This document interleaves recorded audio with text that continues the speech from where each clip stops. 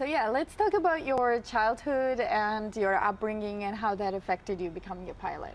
Well, I'm been a really lucky pilot. Lucky person because I've been in a pilot family from begin.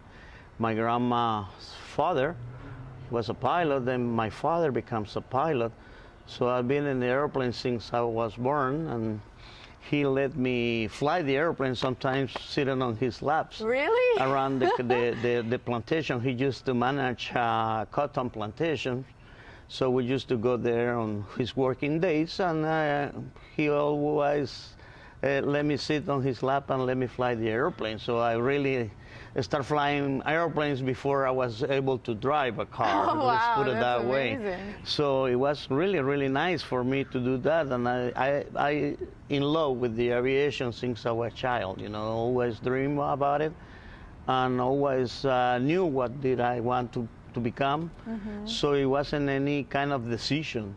It just was waiting to be out of the high school. You already knew that, okay, I'm going to be a pilot, so it's not even a decision for you. I got my license on 16 years old, and I already had so many hours. By the time I got out of the high school, I already had 350 hours log time. I've been flying solo this airplane also with my private license. So my dad just sent me to the pro flight at Vero Beach in Florida to get my commercial, 10 hours. My instrument rating took me 6 hours. My instrument rating took me 40 hours. My twin engine took me 6-7 hours. So I was able to do that in 5 months period or 6 month period. That's fast. That's fast. And went back on that year, and I started flying as an instructor, teaching kids like me at the time, and sometimes older people to how to fly, you know. And since 1978, I've been on the business. Wow, that's gotta be like huge difference back in aviation when you started, and with the aircraft and how sophisticated aircrafts are right now. Like that's gotta be a huge jump. Oh yeah, there is very very strong change. Strong change. A strong change on all the new automatization on the airplanes. Like when I start flying, there was not GPS. Okay, we fly like ADF, and we fly all navigation system. So how is that without GPS? Like flying somewhere at night, let's say, without GPS, like let's go into details. Like that's very interesting. It's like, I don't know how old are you, but you used to fly, to drive a car with a map. Oh, yeah, I already had a map when I was long time ago here. You used to have the map, and you look at the map and you see, okay, I'm going this way. Now, if you don't have the GPS there, you don't know where to go. All right? Yeah, that's true. That's when people are just getting out, the brain is coming so much automatization into it that you forgot to do the basics sometimes. Do you think that's good for pilots, though? Do you think that is an advance? Let me tell you something. I was thinking about that this morning when I saw the report on this 737. Oh yeah, what we're had gonna happened. talk about that a little bit later too. And also I say it's good, it helps a lot, but it's not so good that the industry takes you just to automatization. Yeah. Okay. Because you're not working your brain anymore. You're just sitting there. The training has become just do automatically. Just push a button, they let the airplane do their job, and here and there. A long time ago, most of the accidents in the industry was CFIT, flying control into terrain. That was a human error because the pilots did something wrong. Most of the accidents right now is because the equipment has failed and the pilot doesn't have a backup, really mechanical or whatever backup, or they don't know, they haven't been trained. Yeah, they are not trained enough and well enough to get those kind of a different emergency based on whatever the little instrument or the little thing in the airplane does that is supposed not to fail that way, and so on, you know. So it's good one way, it's not good the other way. The other way. So I think we had to come to the middle. Get more training for the pilot. Don't lose your mechanic style. You fail. Yeah. Fly the airplane. Fly the airplane. Be able to fly there no matter what. But also have a lot of automatization that it helps for the job, and to keep you going and to keep you flying and keep you safe. So it's a matter of both ways, I believe so. Okay, so I think really the industry is getting to everything automatico, and everything automatico. They want to have airplanes flying by themselves in 40, 60 years. So that brings me to the next question. Should we put our trust more into a man, or should we put it more into a machine? Well, I believe the human race need jobs. Humans. Humans need jobs. So if you're planning to have the future that everything is going to be robotized, I don't know how to say in English, that when is going to be your job, or where is going to be my job?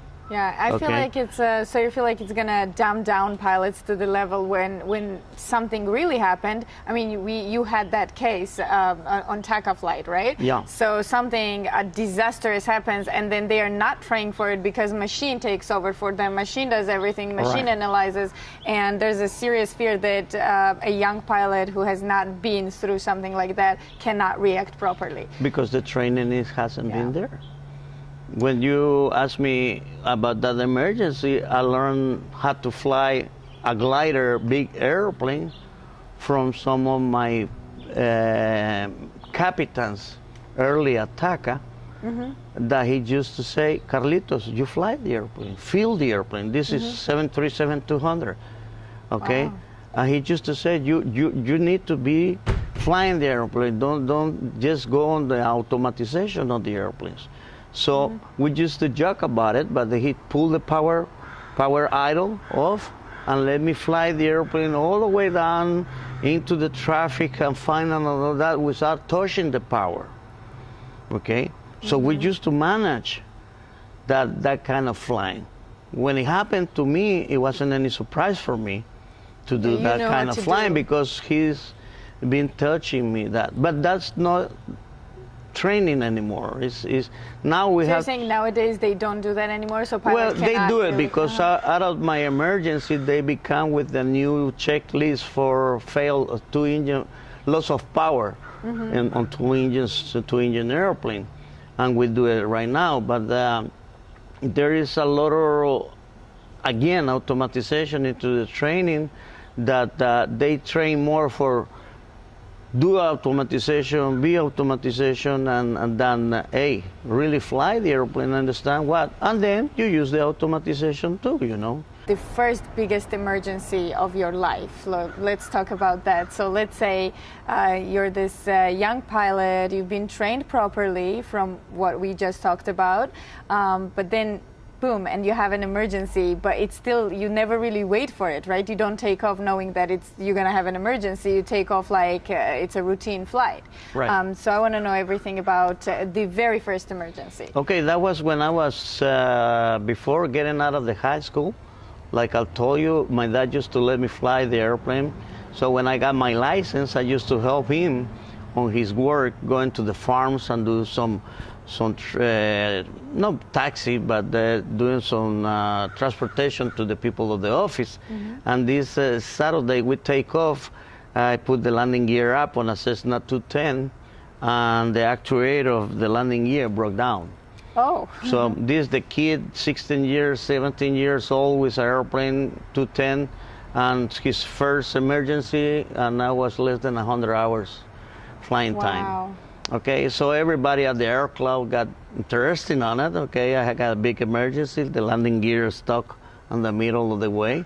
Oh, no. So we flew a lot of time getting the fuel out of the airplane, but because I just filled up the tanks, I got like 6 hours flying time, so I get all the fuel out of the airplane, and I burned all the fuel out of the airplane.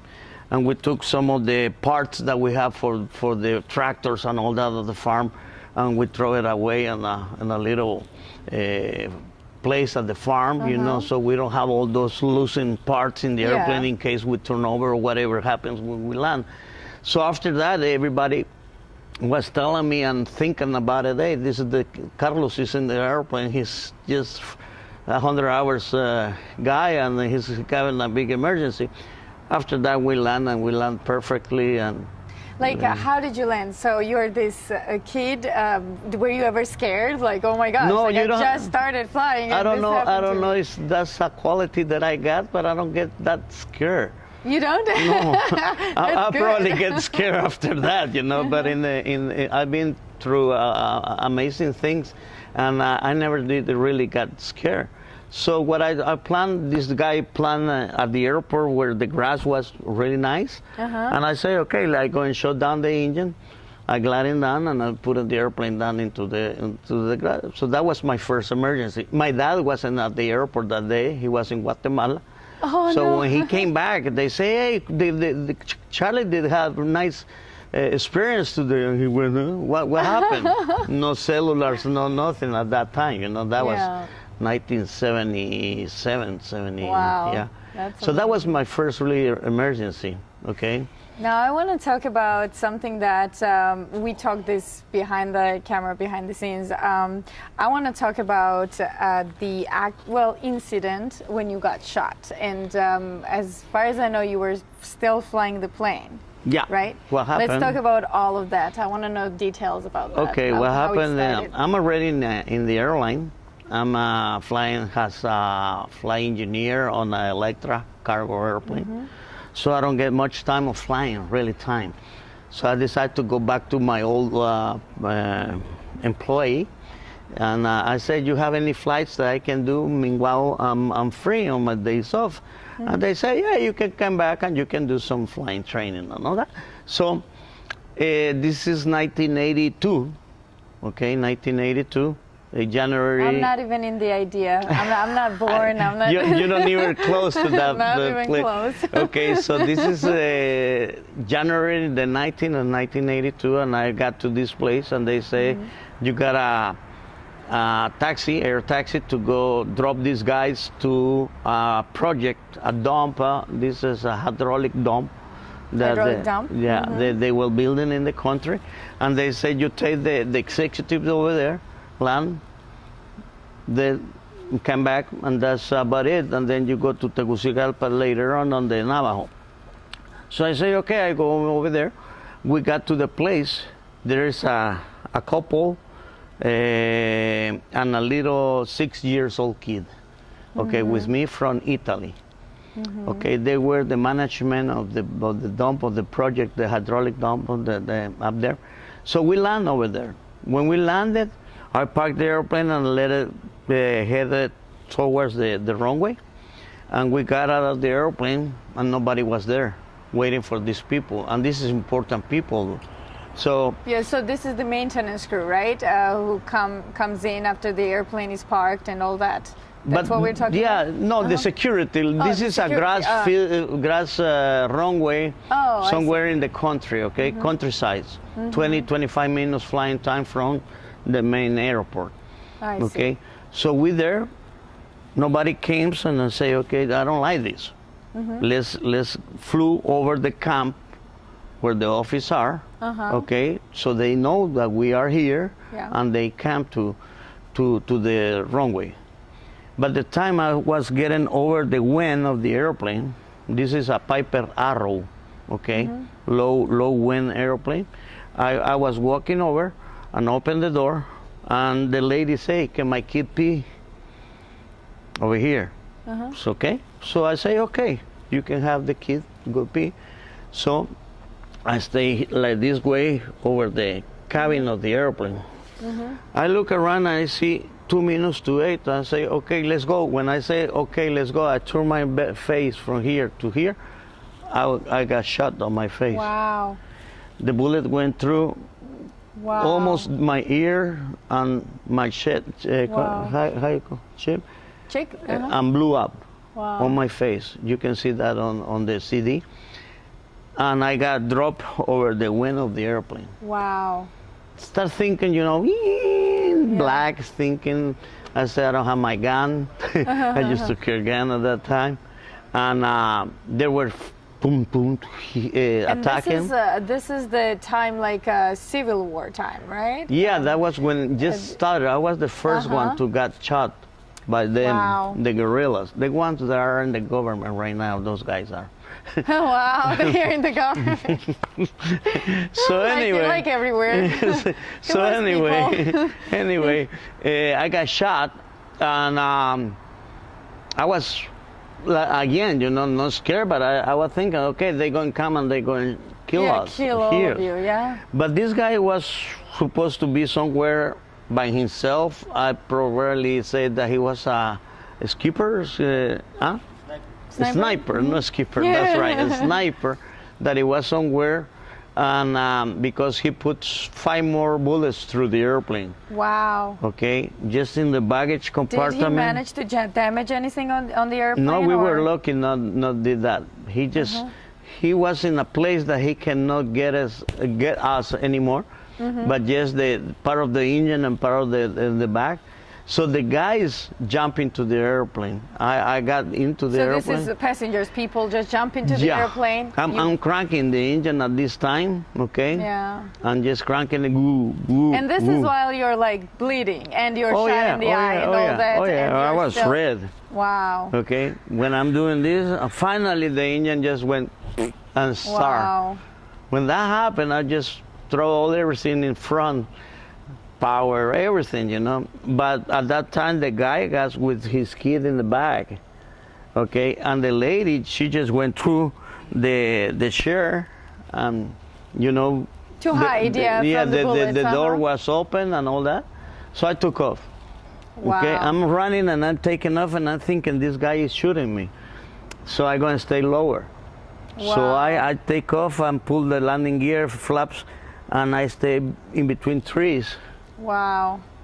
That was far away, so I don't get in the range from the guy, the fire, yeah. So I don't know how long I stay lower because adrenaline was, So do you remember that feeling though? Do you remember like you gushing blood and you're taking off and you realize that, okay, I gotta stay lower because if I don't, I can tell you, I can tell you everything, how it happened, when it happened, how I feel. I look my eye, my glasses, this glass was blew up like that, and I touched my face like here, and I start feeling something. That was my bone, okay, and I can put my finger through my face. And I said something really, really bad happened here. But anyway, you didn't have time to even focus on that. You had to save people and you have to... When we're climbing out, okay, the guy in Italy told the lady to go back and he goes to jump in the front of on the airplane with me. And then he got a little pajama from the kid and throw it to me so I can put it on my face. Wow. Bleeding, So we're climbing up and I'm on the radio telling that I've been hit and that I need a helicopter on the emergency at the Ilopango to take me to the hospital and all that. When this guy sit by me and he start talking to me. And he say, how you feeling? I say, okay. But at this time, I'm just flying. I haven't seen him. Okay, I'm flying and I'm looking in here and when I saw my face on the instruments, I said, Jesus Christ, this is really bad. That's bad. But when something happened after that this guy got really nervous. And he said, show me how to fly. And I turned around. When I see his face, he went like that. And I saw my face on his Ray-Ban glasses. Yeah. I still remember his look at me. And he said, you are not going to make it. He told you that you were Teach me not how going to fly, make it. how to land the airplane. And I say, hey, easy. I'm doing okay. Relax. But he started getting excited up to the point that I went and I said, hey, listen, take it easy. Yeah. We're 5 minutes away from the airport. I'm going to make it, don't worry. But he was really, really scary, And But you did make it. oh yeah, we landed. We landed. we landed. We landed, and I parked the airplane. Okay, get out of the airplane, So I walk out, everybody's at the office over there, everybody look at me and say, hey, Jesus Christ, you're really bad. Oh, wow. The ambulance at the airport was an old ambulance because this airport is being transferred to a new one, so they have the old equipment on this airport, Ilopango. So they say, okay, we're going to take you on the ambulance towards the hospital. And I'm telling you this because it's funny. And I told the secretary, here's my bill, you know, my money and everything, call my dad and here and that, my mom and everything. And she came with me and we go on the highway towards the hospital, and this guy is running like crazy. You don't believe that fast this guy is running. And I'm on the, how you say, cama on the ambulance, you know. So you're laying on the... Yeah, but this guy, one of the bomberos, one of the fire truckers, is sitting in the end of my bed or whatever you said, and he's with the door open. And I'm holding here, and I say, this guy is going to fall out. You know, that door is going to open. We're going to crash, or something is going to happen. Hey, listen. 5 minutes after that, this guy had a big miscollision, I believe it was, or something. He hit the brakes. The ambulance went this way, you know. The door of that guy went open, and he go, woo, all the way to the window here. But my little bed was going out of the ambulance, and I hanging like this, going out. You say, this guy are going, they going to kill me. You're fine.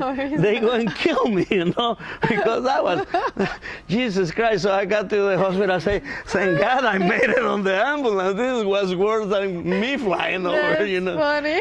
So that was. You just survived a bullet. You survived a landing with all that, and the ambulance almost killed you. Almost killed me on the ambulance. So that was funny, really. Oh, that is funny. So they went into operation and all that, 6 hours time operation and all that. But the time I got out of there, I talked to the doctor, and he said, I don't know about your eye, you know. Yeah. I say, well, I don't care about my physics, my physical, you know. I just want to have my eye back so I can keep flying. Yeah. Everything came down on me. Wow. All my future or my profession. It would have been very hard if somebody tells you, we don't know if you... But I was so lucky that this capital they've been teaching me how to glider, the big airplanes and all that, plus another captain in El Salvador and a lot of friends here in the United States, because at that time in TACA, we were based in New Orleans. Oh. Under an ALPA contract, the pilot's base for TACA was in New Orleans. So I got on my license, American license. So I went through all the procedures for the medical. I got a airworthiness certificate, medical. I went 3 doctors and 3 inspectors went flying with me. So they gave me my license back and a waiver, medical waiver, for me in less than 3 months. Wow. Everybody was surprised about it. So I got back to flying time in 3 months in the airline. So you're saying, like, for nowadays, if that happens to a pilot, it would be really hard for them to keep flying, right? Oh yeah. It would be probably blocked out. And I go to a lot of problems on the medical issue. You have to demonstrate your ability. You have to go to medicals. You got to see if your how you say your eyesight is good, gets going and all that. So it took me 3 months. So after that, you did get lucky. Yeah, I was lucky because I can keep flying. Then I went to co-pilot on the back one. No, I went to co-pilot on the back 111. Yes, and on 1986, I was upgraded to a captain on 737. And that was in TACA, right? That was in TACA, but the training, we did it in Aerolíneas Argentinas. Oh. So when I got there, Aerolíneas Argentinas said, no way you're going to be a captain with one eye. We don't have that in this country. I say, sorry, but United States has it. So, So we gotta do it anyway. Yeah. so I had my waiver and all that. So I got my rating, captain rating on October the 10th of 1986. Okay. And did you feel like going back, flying after the operation and everything, was it super hard for you to, not from like both full eyesight, you went to limited? Well, let me tell you what, because I was afraid of losing my license, and I own an airplane. I went into the operation that day after I got shot. That was Wednesday or Tuesday or Wednesday. And when I got out of the hospital, that was on Friday, I called this friend. I say, let's go flying tomorrow. So I got into my airplane, Little Mooney, and I went in Ilopango. And I say, Ilopango, this is Yankee Sierra 202 Papa, requesting taxi. And they say, okay. I say, Carlos Dárdano, commander. Nobody say anything to me. Wow. So I went to fly. So everybody knew what happened. I don't know, but nobody told me, hey, you need the medic, whatever, you know. So Yeah. I went to fly, and after that I went towards the tower and I make a roll and land the airplane, you know. So I say, hey, I'm fine, I'm back. I'm fine, yes. Nobody everything did is took fine. my anything. So it took me 3 months for the United States give me my medical back. But no days in El Salvador, so I keep flying all those days Wow. in El Salvador, because at that time they say, you can fly, you can fly. Yeah, you're fine. That's so, great. So that was That's part of amazing. my plan, you know, to just keep flying and keep flying and keep flying. So nobody say nothing, I didn't say anything That's awesome. either. So I want to ask you about the emergency that most Americans have heard about. Many people here in America, they don't know your story, like how you started to fly. They don't know your story when you get shot, but they have heard about the emergency that happened so many years ago with TACA flight, Yeah, right? Can you start that day for us? Like, what was the day like when you got on a plane, and what were you thinking about? Like, did you even have any idea of like, okay, I feel like today is not going to be the best day of my life, or No, something really, like really that? was exactly the opposite. The airplane, that airplane was the brand new airplane in the company. And this is the Boeing, right? This is a Boeing 737-300, sir. Brand new, I mean, 1 week in the company. So we got lucky. We get to fly this airplane Brand new today. airplane. So we flew that day, and I got to tell you this, because people that know what I'm talking about, they go and feel really, wow. We got to Belize, and the day after we shut down the engines and put the APU on and all that, we tried to crank the engines again to continue the flight. And there was no way in this world we can start those engines. Okay, with the APU running, with the ground power, with here we tried this, we tried that, and the airplane just sit down. Wow. So we canceled the flight that day, okay? And we went back to the hotel, maintenance came in, and they changed the battery on the airplane. The battery is an old battery that has been on the desert for 6 months with the airplane. So the airplane is brand new. So that was it. We got there, they changed the battery, cranked the airplane, went back to El Salvador. Okay, tomorrow we're going on the same airplane to New Orleans. So the same flight, Salvador, Belize, nothing happened, Belize to New Orleans. I'm flying with this guy, he was really a nice guy to talk to people and all that.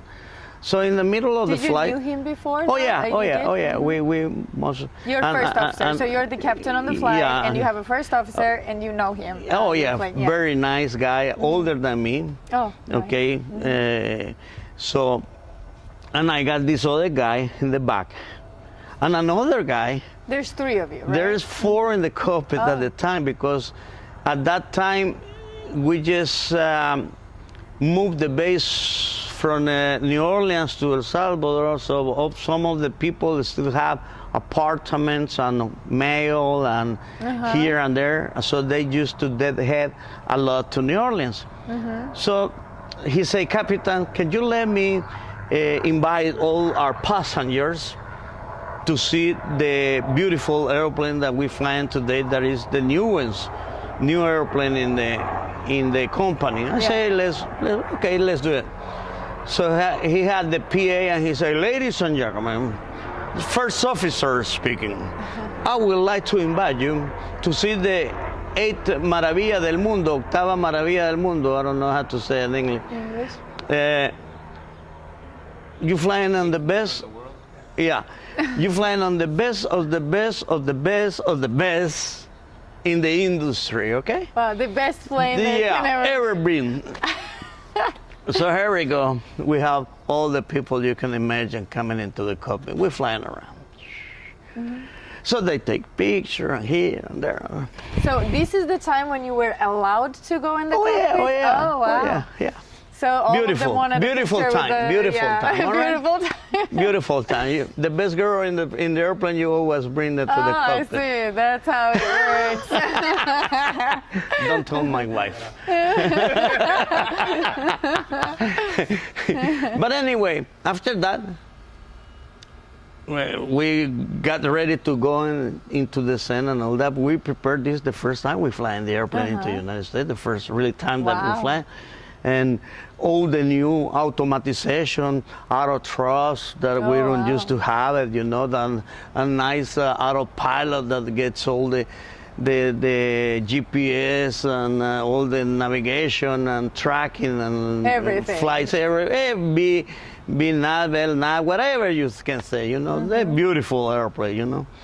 So we saw this squeeze of line of thunderstorms, Levy, New Orleans, and the thunderstorms were around here. So you did have a radar, though. Oh, yeah, a beautiful radar. Beautiful radar, the best of the best. And, but you still, so despite you having a radar, you guys still kind of flew into the storm, or it didn't show you? That's what I'm going to tell you right now. So we decided to go around the weather because the weather was really bad and all that. So we're talking to Houston. And Houston, but sometime after we coming down on the descent, they say when you are able to go direct to New Orleans, you are approved to. Okay. Yeah. New Orleans here, we're doing here, and 25 miles out of New Orleans, and the big thunderstorms. So we saw the radar, okay, and we can catch 2 cumulonimbus, okay, and we can say we can go through in the middle of those cumulonimbus, okay, and go direct to New Orleans. We're descending through 16,000 feet. In the clouds, I put the NEIs for the engines and all that. But what happened? The radar can show this weather and this weather, but not what was up front. Yes. After the cumulonimbus. So it has the limit that it shows you. And it tells you that the shuttle area that is behind, but we didn't catch it on the descent. I see. So we went into, okay, we got in the middle of the thunderstorms, both of the but the big one, the mama of those little thunderstorms was in the back. Oh. So by the time we're descending, okay, in the middle of clouds and all that, you see in the radar the cumulonimbus, but we never can tell what was in the back. So by the time we cross this one, then we can see everything that it was in the back. Well, it was too late. We were already in front of that. Already. Wow. We hit the big thunderstorm. The airplane went. That must have been very we start feeling the rain. Wow. And I said, they're going to kill us. We're going to unpaint the airplane. This is a brand new airplane. that was my first comment. I said, I don't want to see my boss' face when I bring this airplane with no paint at all, you know. I love that you have, how many passengers did you have? Presidents? Passengers. Passengers. Somebody says 34, somebody says 64. It was in between there. So I think 36. 36 passengers? Whatever it was. Yeah. So with 36 passengers on board, you're worried about the plane? Well, yeah, because I'm okay. I don't care, you know. Yeah. I'm feeling, hey, the airplane is going, all that brand new paint is going to go away. So they're going to kill me. So anyway, but this time we just finished saying that, and the airplane went boom. Everything black. Wow. All the emergency sounds you can ever hear in the cockpit went through. I turn around and I see my speed went 340. The horizon was this way. The altimeter and the others, all the instruments went like that. We flying all over the place. I mean, that airplane, you can barely see the instruments. Wow. And I say, what in the world is going on? So back to basics. Fly the airplane. Yeah. But I don't have any instruments to fly the airplane. Aviate, navigate, communicate. Yeah, correct? right. But then we have a little standby horizon. That little standby horizon gets all his power from the baterias. Oh, so battery. And we just changed the battery last night. Wow. You see what I mean? Yeah. That's what I told you? Yes. There's God, huh? Isn't it? It is. Because is that dead battery being in the airplane at that time, I probably didn't have the time to look all the instrument to work or to get the APU running again. Yeah. But we have a brand new battery that lasts 30 minutes with these instruments. So by the time I just take my vision to that little horizon, I say back to basics, just wind levels. So I mean, the airplane wings was leveled, and then you put APU on. So now you have the instruments. No, at that time I just went wind levels. Oh, the okay. airplane was like a horse in a jaripeo, you know, just all over the going place. crazy. And I told the guys, turn the engines. We lost the engines. I gave the quick reference. It wasn't any checklist for that, but I say we lost the engine. And they came back, oh, we don't believe you. I mean, we're in the middle of the air crew. Traffic control or the crew? No, the crew, my co-pilot and the other guys was in the back. We're here, you know, I'm doing like that. And I say, Jesus Christ, I lost the engines. I said, no, I don't believe you. I say, look at it. And I pushed the throttles twice, okay? And I say, we lost the engines. Wow. And I got the quick reference. I say, Arturo, that was in the back, do whatever you can do, okay, and start the engines. So I just keep flying the airplane. I didn't do anything else but just flying. He did this, he did that, and he started the APU. Take, I don't know, 30 minutes, 30 seconds, 40, it feels like ever. So at this point, how much time do you have? What was the altitude? 16,000 feet. 16,000 feet, both engines are dead, so you're falling like a rock out of the sky.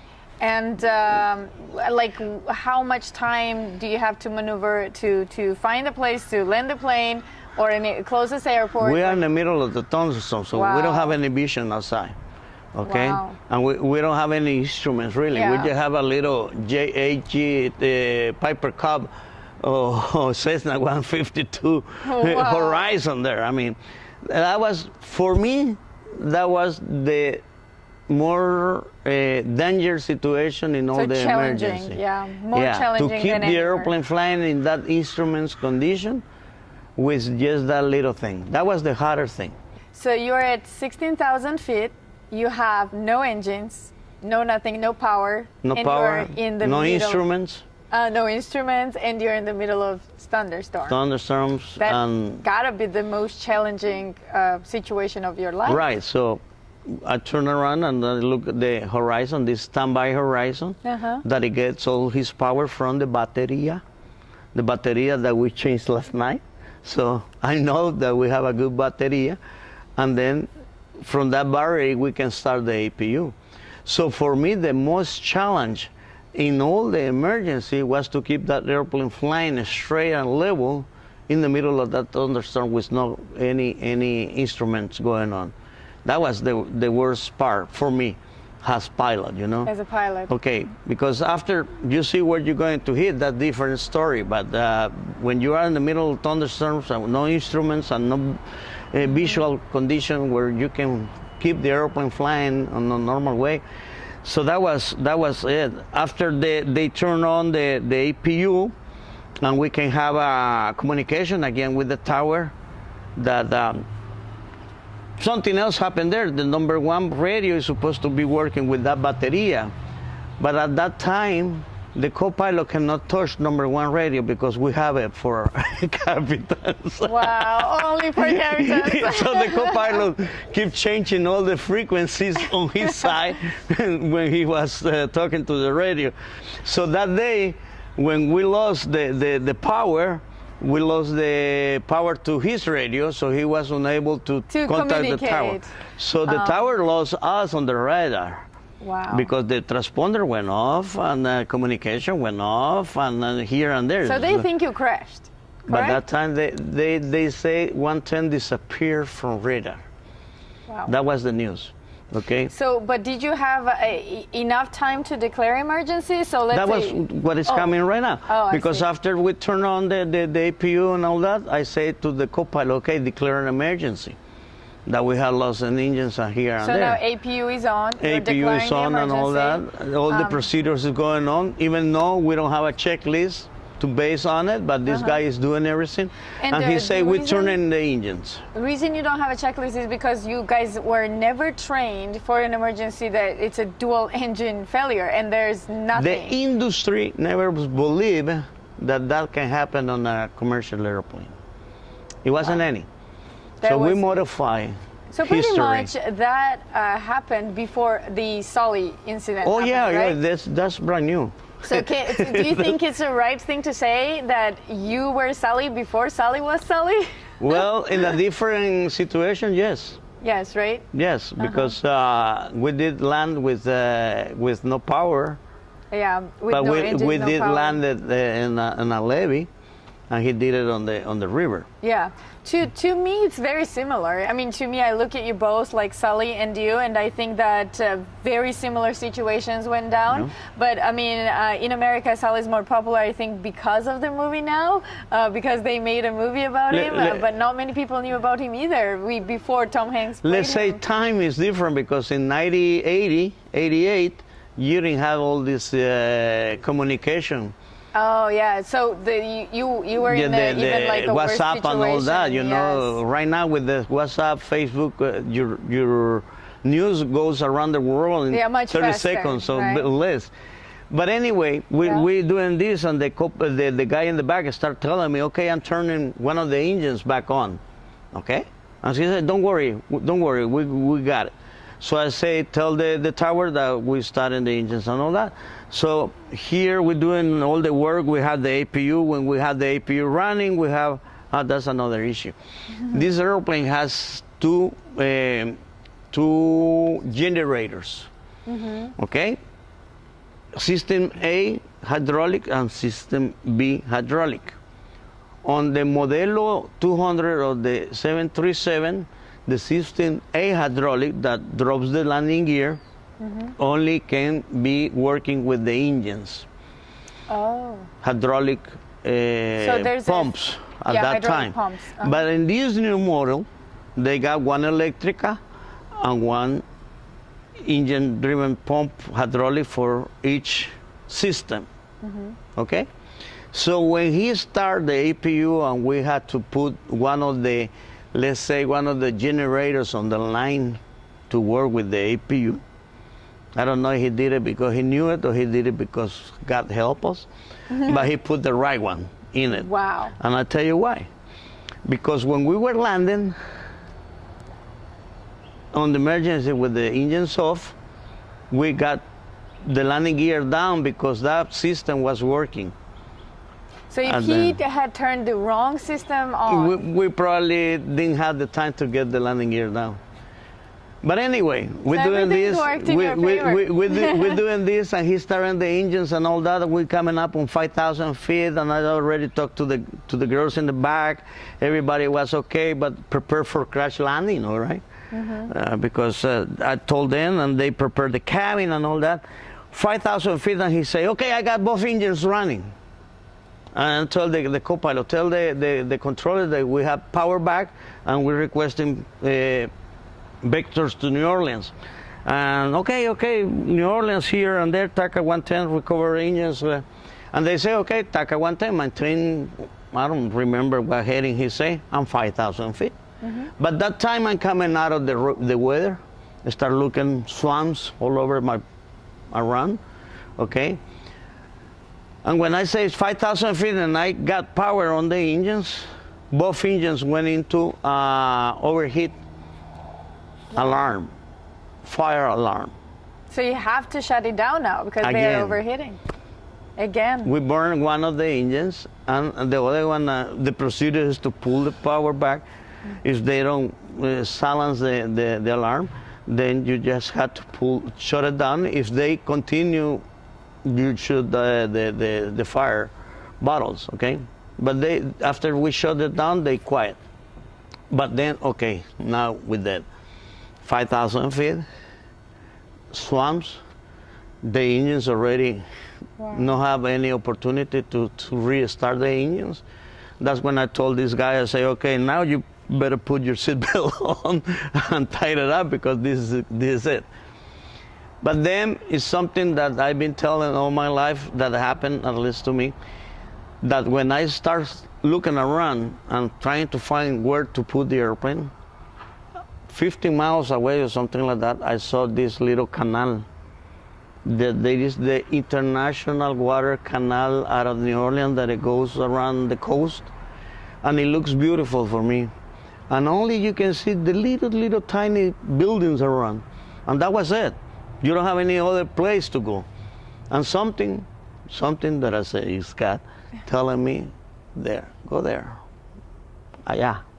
It looks perfect. Just fly there. From that point, we make, let's say, an ILS. We never change the route, and we never change the altitude or the profile on the profile, gliding profile, until we were 1,000 feet over the ground. But that time, I was sure that I was going to put Land the on the airplane. river. No, but in the river, yes. Okay. When the co-pilot jumped to me and he said, "Hey, we can land over there." That was the levee. And I say, the landing gear won't come out. Okay. And the guy in the back said, "Yes, it will." This is a CRM, okay, but you better see that CRM on backwards and all that, the Spanish kind of deal going on. And he said, "Yes." I say, "Okay." When I say okay, he knew, okay, that I was landing gear down, okay?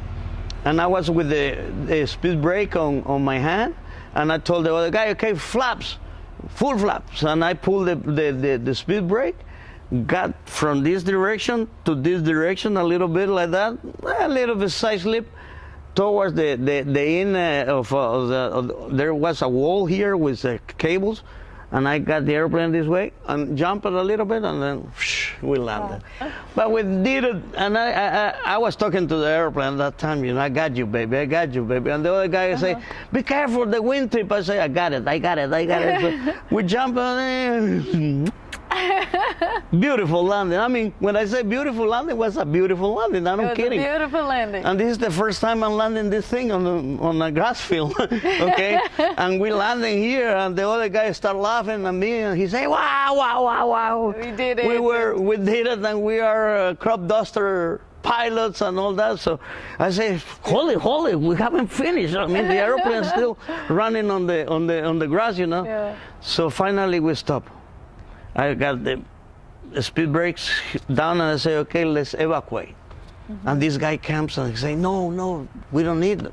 I say, you know how gringos are. They're going to start blaming on me if something happened, that why we don't finish all that thing. It wasn't necessary. No. But it was not necessary because you didn't have power, there was no electricity. No, something, no crash or not something. But you have to do the protocol, right? Well, it's up to the captain. I can really stay like that. But you know how the people feel in the back of that the situation? They're scared, They're scared and all that. So I say, I don't know. We did it. This is another funny part. When I talk to the mic and I say, okay, let's do the emergency, you can open all the doors and all that. This lady, I hear the toboggan of the door going like that. So I turn around, I'm talking here, I see the toboggan disinflating or inflating, and I saw a lady going jump. Jumping on the Jumping, but she didn't wait till the toboggan was on the ground. When the stewards opened the door, She just runs in her back, and she just jumped over. So we were so lucky that by the time the toboggan is disinflated and got straight and start coming down, she was flying and they land together. I said, Jesus Christ, she can be dead by now, you know. Oh wow, that's So everything happened there, and the rain catch us, and it was people. still raining at this point? At that point, wow. the rain catch us, and the people start talking to us and say, "Come down, get out of the airplane." I say, "It's raining." It's raining, we're staying here. So we stay in the airplane. I'm Wow. not kidding. I say, let's close the door so the airplane doesn't get wet inside. We close out the door and all that, you know, and we stay in the airplane until everything quit down. After the That's thunderstorm very went, I say, okay, let's get everything. Get out. Nobody's here. We got out of the So airplane. did you went under a lot of, let's say, investigation of how things happen? That's and like the movie. Exactly Oh, like wow. that. Yeah, that's not just so movie. you got the same treatment as Sully did when it got to like evaluating every move that you You made? hear FAA, NTSB, Boeing, TACA, lawyers here, and here the pilots. You know? Did they ever fault you on any decision you Not at all. made? So yeah, Not at all. not at all. Because they find that they have problems on the engines. Oh, I see. And that so problem they is- qualified that as a failure of the engines and not a pilot error, yeah, right? Yeah, right. Lucky. I'm still Very here. good, very good. So, do you consider yourself a hero? No, not really. Why? Because I don't have that money. Heroes, they got big money and they got big kind of life and all that. No, on the serious side, I was lucky. I got out of those problems, and but I don't consider really that it's any different from everybody else. Feel like you are different than everybody else. I'm just lucky enough to keep living, to keep in this world, still doing whatever I want and what I love to do the most. That's very interesting. Well, I think you're amazing, and what you did was incredible. But I do want to ask you something about right now. You're flying with your son. So you're the captain, he's the first officer. How does that work? Like, how does the entire cockpit situation works when you're with your son in the cockpit? 'Cause Exactly like you say, I'm the captain, he's the first officer. It works perfect. It's professional.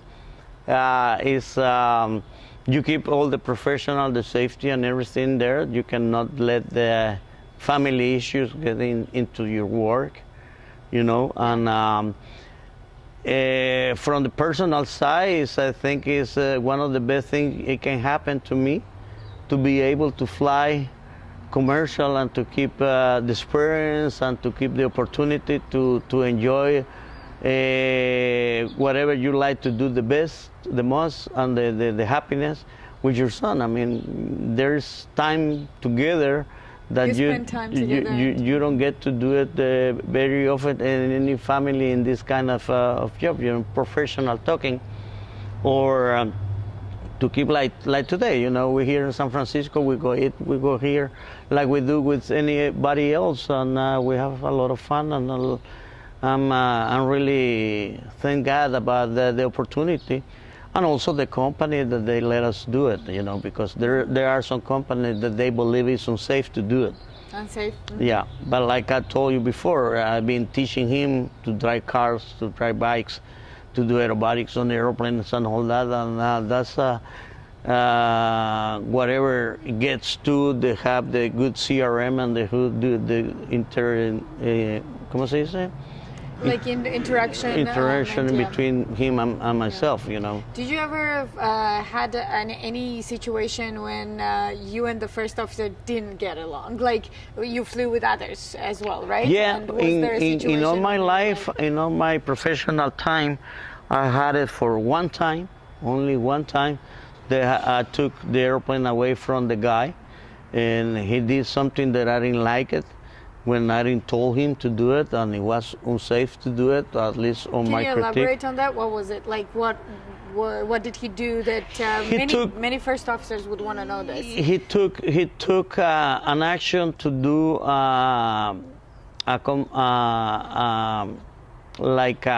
we were making a visual approach, and he decided that we were going to change wrong way.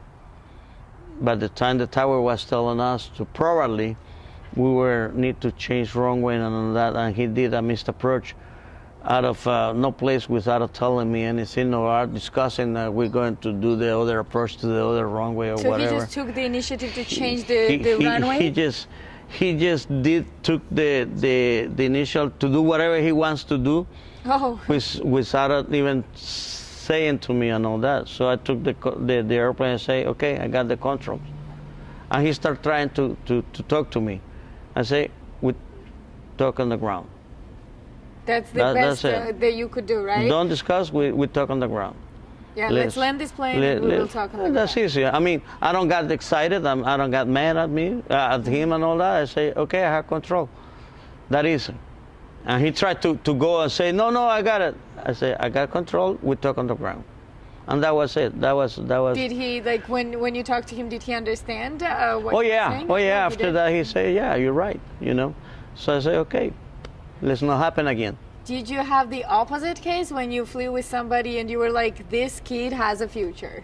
Like, knowing from your experience that this is the first time you're flying with someone and they really impress you? Oh yeah, you know, the difference between the kids and ours is the years of experience.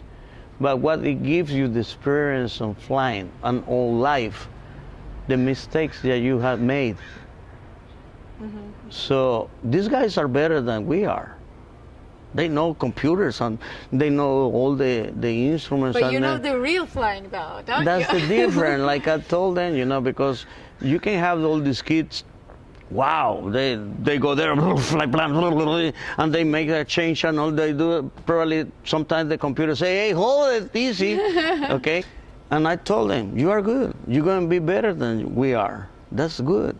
But you need the experience. Yeah. Let's hope you don't lose your lucky, how I said to the people, that I hope you don't lose the, before you get the experience, you don't be lucky. Like I say, for you to get lucky, let's say, I almost crashed, I was lucky on this side. Yeah. But there's one time I crashed. You crashed? No, really? No, I haven't crashed at all. Oh. Just thank God. Just the emergencies. Oh, okay? just the emergencies. I haven't had any crash at all. Just emergency. We don't get lost. We're just disorientated sometimes, you know. So. But anyway, no, the kids are good. They've been training pretty good. They've been So you're happy that the future pilots are good enough. But like I told you in at the beginning, they need more training on my belief on the mechanical side, on the. They need to keep up with the machine. With the machine, not just get automatic decision and everything. Auto brake, auto thrust, auto pilot, auto brain, everything, you know. So. What's the biggest mistake you have ever made as a pilot? I mean, everyone makes mistakes. Some people taxi in a wrong way. Some people, you know, just flip the wrong switch. Like, what's the biggest mistake you have ever made? That I recall in the airlines, not really. I haven't really say, ooh, it was close to that. I did that. Probably flying aerobatics sometimes. What that you believe you believe that you're better than you are, you know. So you get excited sometimes. And an old guy told me one time, "Hey, Carlos, you fly for yourself, not for the public. You don't be fly safe. for the public. Yeah, you fly for you. Yeah. Don't fly for the public. It's like when you're driving a bike or you something, and you see a nice girl there, you start to go and wheel and all that." Yeah. Okay. Yeah. That's exciting. It's a human side. It's human. What is one thing that you're most proud of out of your entire pilot career?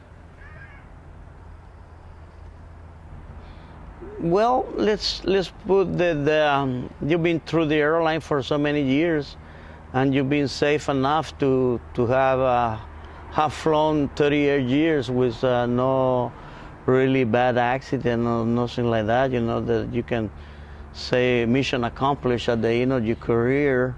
Do you think that there are certain people, and it kind of is a disease of I want to be a pilot and that's all I want to be? It's something that is a little bit crazy sometimes, because the kind of life you get out of this one, and the kind of control and all that, and but it's fascinating. It's so much fun. It's so much being up there in the cockpit at midnight, when you have the sunrise, sunset, and you get to be up there. You feel different. You feel out of this world. I mean, the world is down there. What is the best thing about flying? The best?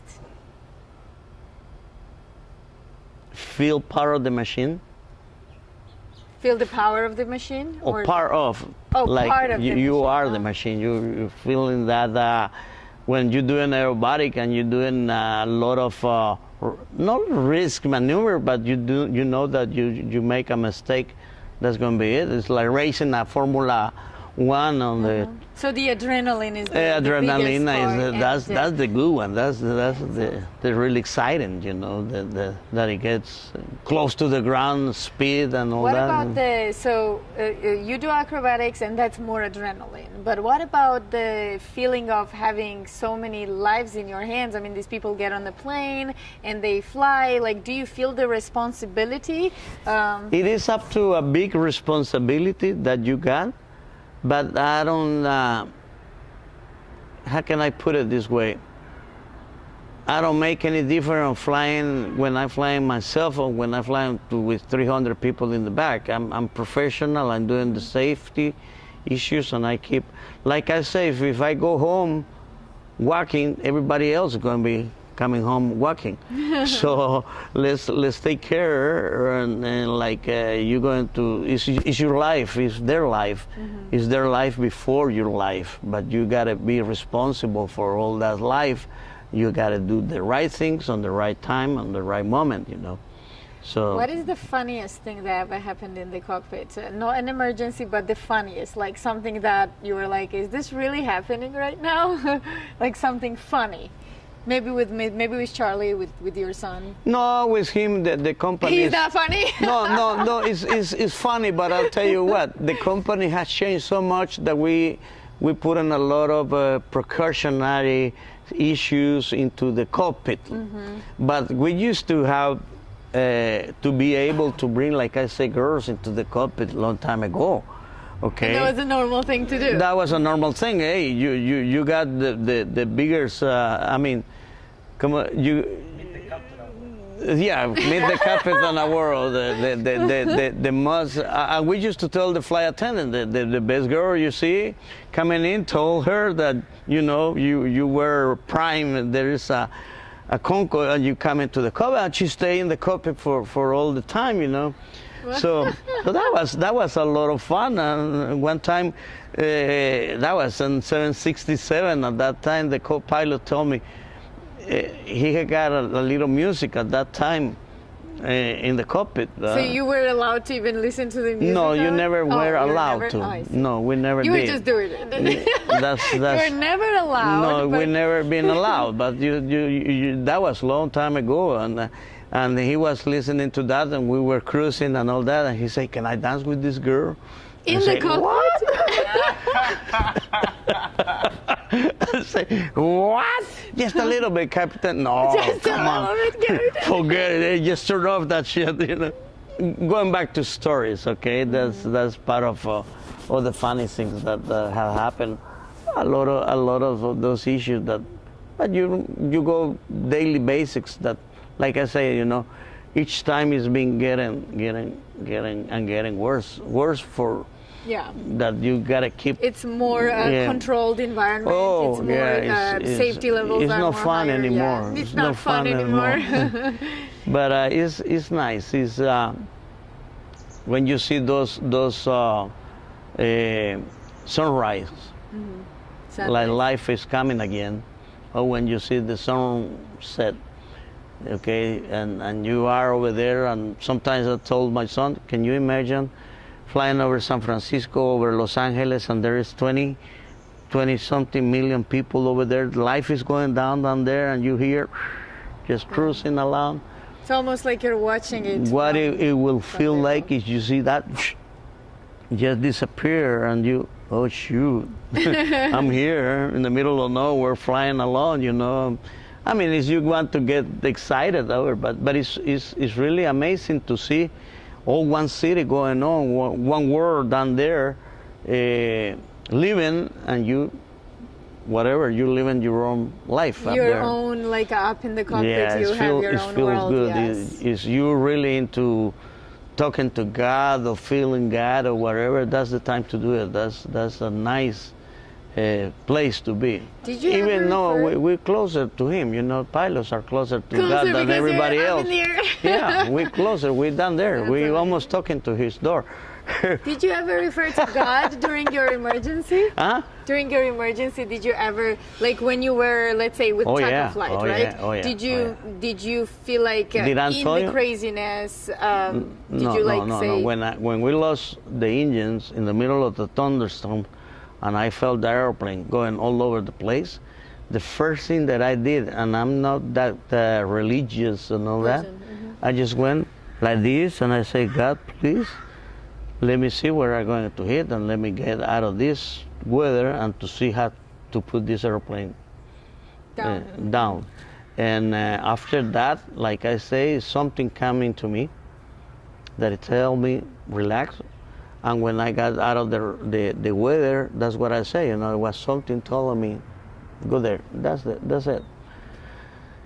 So you get a map out of New Orleans, and you told me, find a place to land this airplane on that conditions that we had that day, and I probably still looking around, and I never find a place besides whatever airport or a big highway with no cars, okay, with destiny. no cars. It was some kind of thing like telling you this is what you need to do. Oh yeah. After many things that had happened to me, I turned over a car when I was 16 years old. And I feel that tunnel that you live out of this world, the light tunnel. I've been there. After that crash, that car. So then I had the accident on the airplane. You know, the emergency, the first emergency. I didn't feel anything there. Then I got shot. I didn't feel much of it. Which is the craziest thing. I think the getting shot would be the scariest than flying the plane, and then you think that TACA was like bigger emergency with TACA flight? Was more of a responsibility. Oh, because of people. Yeah, and besides that, like I say, you know, the responsibility got me into the place that I was talking to God. Say, God, this one you need to put your little hand here to help me a little bit, or a lot. After that, I have another situation that yes, I have talked to God again, feeling like that, you know. And I'm not the guy that is going to church every day or to be in religion's kind of like deal, you know. But yeah, it's different. You feel different. It's a lot of that into.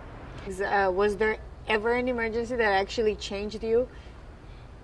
Yeah, but I haven't talked about that one with you. That was a time I was taken off out of Pavas in Costa Rica on my private airplane, and there was we were full of passengers, full of fuel, and I lost one of the magnetos on one of the engines, and I was ready, pointed that we were going to die that day. That was so much close to it that I really regret the issue that probably I haven't no, how can I say it? That the airplane was in a position that I should knew it, that if something happened, we were going to crash and die, you know. So I make a big... So it was during the takeoff that happened? Yeah, during the takeoff that happened.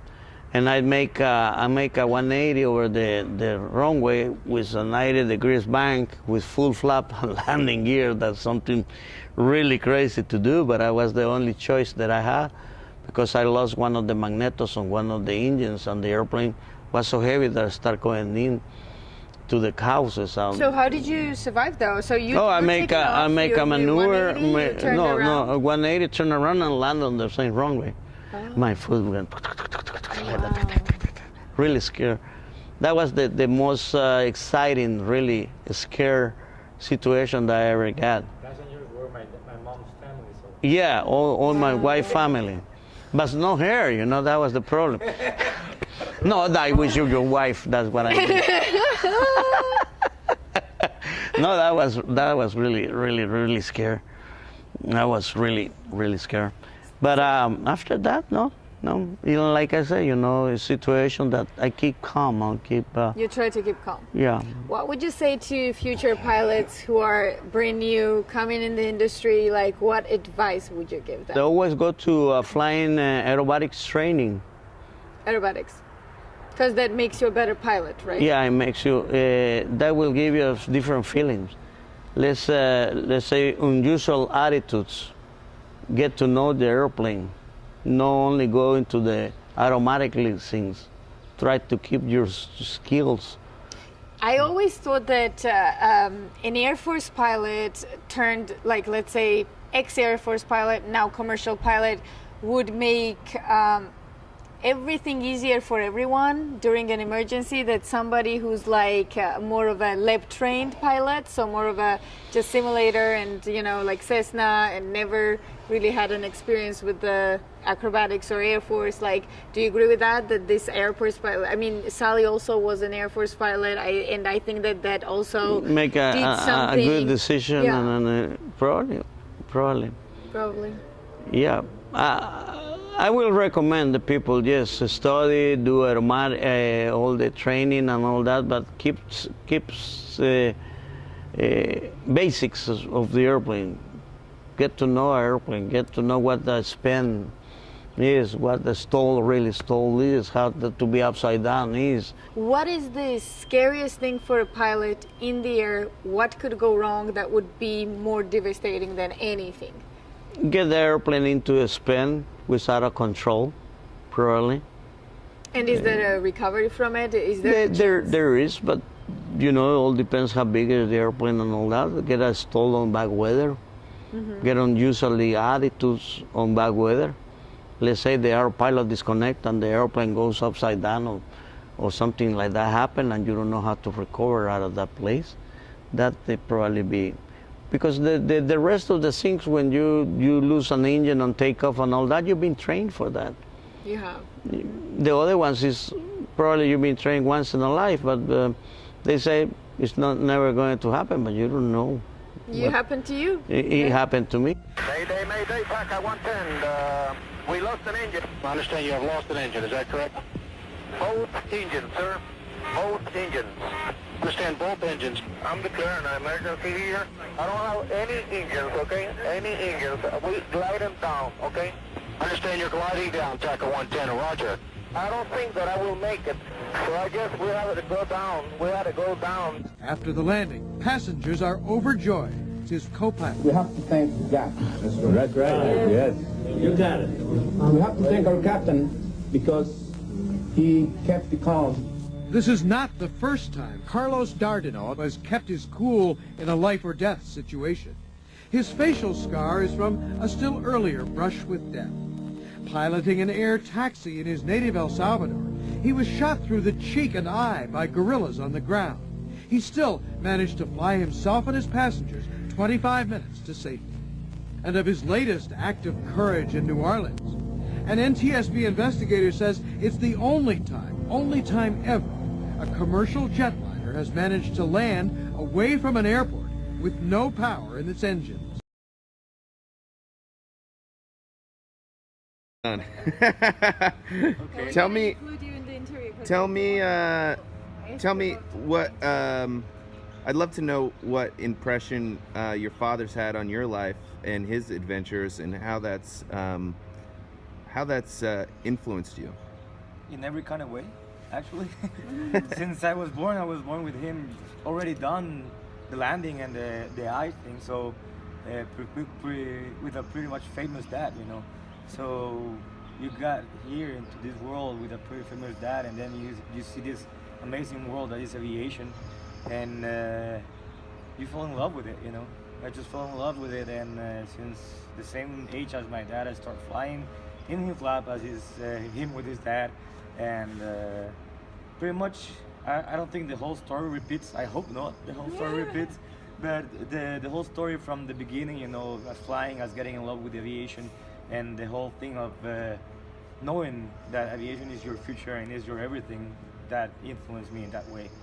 And in every other way, you know, he's my role model, pretty amazing person, very, very correct, you know, and everything. So yeah, in every model, as a pilot, as a dad, as a friend, and everything, he's been my influence.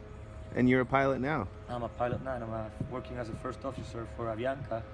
Used to be TACA, a year from now. Yeah. How does that make you feel? Well, that's one of the best things it can happen to me is to share one cockpit professional in the airline with my son. That's I think not many people in the world can do it, because some of the airlines, they don't even let family to be in the cockpit with you. And we've been flying along. When it gets done to do the job professional, he even called me Captain. Okay, and like I told him from the beginning, okay, this is worse because something happened. We had to be more professional than the rest of the people, so they don't say it happened because you were with your son. So that thing is good. It hasn't been hard for us because I teach him how to fly, and we've been doing aerobatics together. We've been sharing cockpits since I've been training him on aerobatics and doing air shows and all that together. So when it gets down to be professional, when it gets down to safety, when it gets down to teach him, I don't care if he's my son. He's just another professional sitting on the side. And there is no way he's going to take over my authority because he's my son or whatever, you know. So we keep a really nice professional cockpit, and up to the point that he's been in the company for the last 8-9 years, and we've been flying, I don't know how many flights. This week we have already 2 flights, and it feels really nice. But do you think it's a little bit of also the matter of, you said he's not going to take over my authority as a captain, but we seen before that there was time when captain was wrong and the first officer was right, but the first officer was scared to go against the captain and say, hey, like, you might be wrong here, and then like there was many examples when they actually crashed because of that. Well, do you let him? It's the other way around. I think I have the confidence to tell him, you know, hey dude, wake up, you know, or something. Right. And we can talk like that professionally, but we can do it, you know. Yeah. It's like, hey, you're doing this wrong. Okay, oh yeah, I forgot about that or something, you know. What I was trying to say is like he's not going to try to be smarter, less dad and son trying to say, hey dad, you're doing the wrong thing, you know, something like that. There is that respect, professional respect on it. And like he say, you know, on professional side, he can come back and say, hey dad, you're doing this, or this is not supposed to do it. And I, on the professional side, say, okay, you're right. Okay, and we've been flying for already, like I say, a bunch of flying, and up to this moment we haven't had any problem at all, you know. I'm gonna ask you this on camera, but I want to ask you now as well. What was the time when you guys had some kind of disagreement in the cockpit, and you? Because I know if I was flying with my mom, we would crash in 5 minutes. Like we never agree. I mean, on anything. You know, it's funny because we have more disagreement in normal life than in the cockpit. Because the cockpit, you have procedures, you have SOPs, you have everything that goes by the book, and you have to follow them, you know. So it's more like we have a flying school, we run a flying school together, so we have more disagreement in the office than in the cockpit. In the management. In the management of the office and everything, and we fight more there than in the cockpit. In the cockpit, you have to follow the Can other you tell me piece. one example, like what you fight about? Like what is it? Like how to train somebody, or like because you probably this is the generation gap, right? Oh, yeah. You see things different from your time, but he says, well, things are advanced now. We need to do this, and probably that's what's going on, right? Let's say I'm on the old side. Just do that. Just keep it. And he come. Hey, records. Record. We need to keep deals, you know. We need to Here, and keep then I proof of say, hey, everything. come on, Dad, you need to keep this on record. You need to do that. Hey, let's, you know. Yeah, you want to just go do it. And Yeah, be right. paperless They say, and no okay, they bureaucracy. say we need a window on this side. Okay, let's do it. You know, he say, hey, Dad, we need a record. We need a proposal. We need here. You say, come on, guys. Do you think that the best pilots are adrenaline junkies? Should be. Should be. Yeah. You ask him love it. something. I would love to see every pilot to get all the training and in the beginning do some aerobatics. That's something that is missing. It's missing. It's like you driving a car and never been fast enough on a car that to get to know how the car goes. You know. Yeah. So it's the same on the airplane. A lot of people, they don't even know how airplane upside down is or like stall. Yeah, Let's stall say if I am. Is the security checks any different in El Salvador than in the U.S.? Like, They are worse in El Salvador. really? Oh, Jesus Christ. Because airport security checks. You have to take out shoes, belt, and we're pilots, you know, and you have to take everything off. Here in the States, you just maybe your belt or your watch or something. Then you go through the scan and everything is fine. Yeah, Now you have to take shoes, clothes, and this and. I fight with them. I say, hey, listen, all these procedures are for the safety of the pilots on the airplane. We fly I'm them. a pilot. Yeah, I'm a pilot. I think I know. Problem. We I'm fly saying, them, you know. you We have look an at axe. me You know. and you think that I am the worst of the worst of the worst, you know. This is But crazy. they try to do a lot because there is a lot of pressure into our countries not to get people, you know, through the security points, and we agree on that one. So it's We've been doing air shows and everything, and this guy, I don't know if you know about him, Skip Stewart. We're talking one time with another couple air show pilots and whatever, and this guy comes and tells, hey, this is the Salvadorian Zuli, you know, to my dad. And Skip Stewart, really no name in the aviation, acrobatic aviation, stands up and says, hey, wait a minute. Zuli is American Carlos Dárdano. Because he was first. Yeah. Here, his airplane is still flying. His airplane, Yeah. you know, and all the stuff that different and whatever. I don't want to compare them because for me, as you Yeah. said, they're the same. You know, they Yeah. pretty much are practically Yeah. the same. But to having somebody from the States giving such a comment and somebody that's important, you know, in the aviation industry, giving such a comment for me is an amazing honor, you know. Do you ever regret ever in your life becoming a pilot? Was there ever a situation when you sat down and you said, maybe I shouldn't have done that? Never. pilot. Been a pilot? Did you ever regret that? Not really. No pilot.